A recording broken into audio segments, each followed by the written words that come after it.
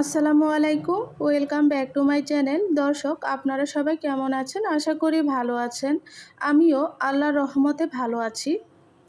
আজকে বরাবরের মতন নতুন আরেকটি ভিডিও নিয়ে আপনাদের মাঝে আমি চলে এলাম। ভিডিওর প্রথমে ছোট্ট একটি রিকোয়েস্ট রইল, যে যেখানে দেশ কিংবা বিদেশে, কাছে কিংবা দূরে থেকে আমার এই ভিডিওটি দেখতেছেন, প্লিজ সম্পূর্ণ ভিডিওটি কন্টিনিউ করার চেষ্টা করবেন। আর দেখতে দেখতে যদি ভালো লেগে যায় তাহলে একটি লাইক দিয়ে দিবেন। আর যদি একটু বেশি ভালো লেগে থাকে তাহলে আমার চ্যানেলটিকে সাবস্ক্রাইব করে রাখতে পারেন। এতে করে আমি নতুন ভিডিও ছাড়া মাত্রই আপনাদের মোবাইলে নোটিফিকেশান চলে যাবে। এই তো আজকে আমার ছাদ বাগানে আমি অনেক দিন পর আসলাম। কিছু ধুন্দুল পেরে নিলাম।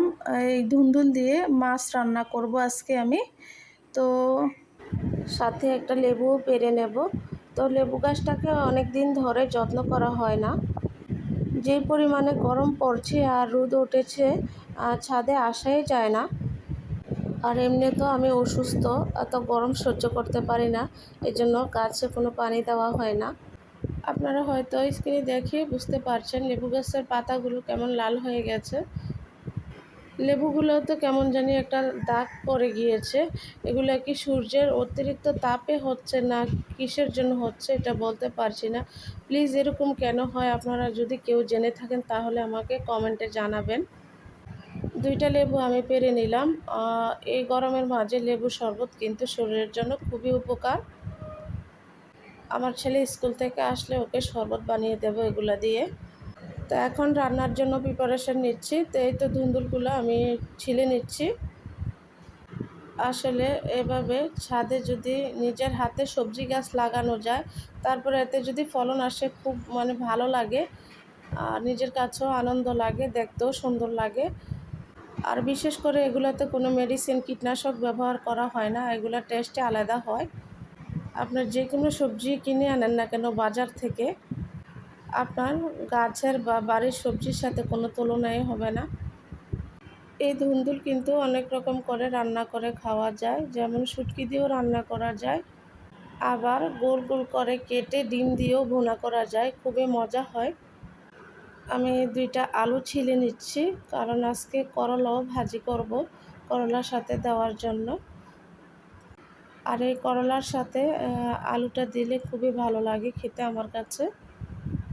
এই গরমের মাঝে তিতা জিনিসটা খেলে শরীরের জন্য খুবই উপকার হয়, কিন্তু আমার ছেলে খেতে চায় না। করলা ভাজি করলে ও একদম প্লেটে নিতে চায় না, আমাকে একা খেতে হয়।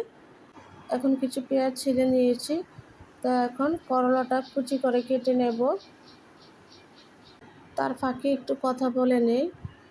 আসলে যারা যারা আমার বন্ধু আছেন তাদের ভিডিওগুলো আমি আমার ভালোবাসার জায়গা থেকে ভালোবেসে দেখে থাকি। প্রথমে একটা লাইক দিয়ে শুরু থেকে শেষ পর্যন্তই দেখি। কিন্তু কিছু কিছু বন্ধু আছে আমার ভিডিওগুলো দেখে, কিন্তু দেখার পর তারা লাইকটা দিতে ভুলে যায়। প্লিজ এরকম করবেন না। আমার বন্ধুরা সবাই যারা আছেন, আপনারা সবাই প্রথমে একটা লাইক দিয়ে তারপর আমার ভিডিওটি দেখা শুরু করবেন। আসলে আপনাদের একটা লাইকে আমার এই ভিডিওটা অন্যজনের কাছে পৌঁছে দিতে সাহায্য করবে। তো আমার করলা কাটাটা শেষ। তো এখন ধুন্দুলটাও কেটে নিলাম। ধুন্দুলটাকে আমি গোল গোল শেপে কেটে নিয়েছি। তো আমার সব কিছু কাটাকুটি শেষ, এখন রান্নায় চলে যাব। প্রথমে মাছগুলো ভেজে নেব। তো কড়াইতে পরিমাণ মতন তেল দিয়ে মাছগুলোকে ভেজে নিচ্ছি। হলুদ লবণ দিয়ে আগে মেখে রেখেছিলাম মাছগুলো। তো মাছটা এক পাশ হয়ে গেছে, এখন আমি একটু উল্টিয়ে দিচ্ছি মাছটাকে। আমি মাছটা ভাজার আগে তেলের মাঝে একটু লবণ দিয়েছিলাম, তাতে খুব সহজ করে কড়াই থেকে মাছগুলো আলাদা হয়ে উঠে যায়, লেগে থাকার কোনো সম্ভাবনা নেই। এই ট্রিপটা আপনারা ফলো করবেন। এই তো মাছ ভাজা শেষ হয়ে গেছে। এখন আমি পেঁয়াজ আর কিছু কাঁচামরিচ তেলের মাঝে দিয়ে দিলাম। যে তেলে মাছ ভেজেছিলাম সেই তেলের মাঝে আমি দিয়ে দিয়েছি। তো পেঁয়াজটাকে লাল করে ভেজে নিয়েছি। এখন দিয়ে দিচ্ছি 2 টেবিল চামচ পরিমাণ আদা রসুন বাটা। এই আদা রসুনটাকে আমি তেলের সাথে কিছুক্ষণ ভেজে নিলাম। তারপর 1 টেবিল চামচ পরিমাণ লবণ অ্যাড করে দিলাম। লবণটা আপনাদের স্বাদ মতো ব্যবহার করবেন। দিয়ে দিলাম 1 টেবিল চামচ পরিমাণ হলুদের গুঁড়া, 1 টেবিল চামচ পরিমাণ মরিচের গুঁড়া। দিয়ে একটু ভালো করে নেড়ে চেড়ে আবার আমি কিছুক্ষণ এটাকে কষিয়ে নেব। এই পর্যায়ে চুলার আঁচটা একটু মিডিয়ামে রাখতে হবে, তাহলে নিচ থেকে আর পোড়া লেগে যাবে না। তো আমার মশলাটা কষানো হয়ে গেছে, এখন ধুন্দুলগুলো দিয়ে দিলাম, দিয়ে একটু ভালো করে নেড়ে চেড়ে মশলার সাথে মিক্স করে দেব। এখন দিয়ে দিচ্ছি আধা টেবিল চামচ পরিমাণ জিরার গুঁড়া। জিরার গুঁড়া দিয়ে একটু ভালো করে নেড়ে চেড়ে দেব। দেখুন কতটা পানি উঠেছে এটা থেকে। এই পানি দিয়েই আমি আস্তে আস্তে করে কষিয়ে নেব এই ধুন্দুলটাকে। আমি 5 মিনিট এভাবে নেড়ে চেড়ে কষিয়ে তারপর একটা ঢাকনা দিয়ে ঢেকে দেব। তো বন্ধুরা, ফিরে আসলাম কিছুক্ষণ পর। এখন আবার আমি এটাকে নেড়ে চেড়ে দেব একটু। আসলে ধুন্দুল, লাউ এই জাতীয় সবজিগুলোতে বেশি ঝোল অ্যাড করতে হয় না। এই সবজির ভিতরে পানির ভাগটা খুবই বেশি থাকে, তাই কষানোর সময় অনেক পানি ওঠে। এরই মাঝে আমার ধুন্দুলটা সিদ্ধ হয়ে গেছে, তো এখন মাছগুলো অ্যাড করে দিচ্ছি এক এক করে।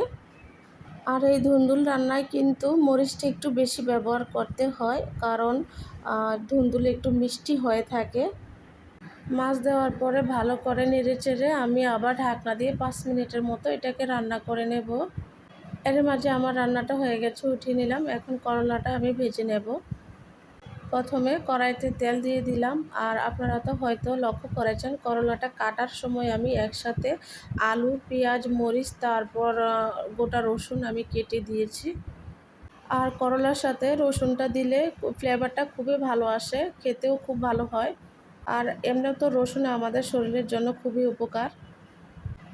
এখন চুলার আঁচটা মিডিয়ামে রেখে ভালো করে নেড়ে চেড়ে আমি করলাটা ভেজে নিলাম। এই তো দেখুন করলা ভাজিটা হয়ে গেছে, আর ধুন্দুল রান্নাটাও দেখুন কি সুন্দর কালারটা আসছে। আমার রান্নাগুলো যদি আপনাদের কাছে একটু ভালো লেগে থাকে তাহলে লাইক, শেয়ার, কমেন্ট করতে কিন্তু ভুলবেন না। আজকের মতো এখানেই বিদায় নিচ্ছি। সবাই ভালো থাকবেন। আল্লাহ হাফেজ।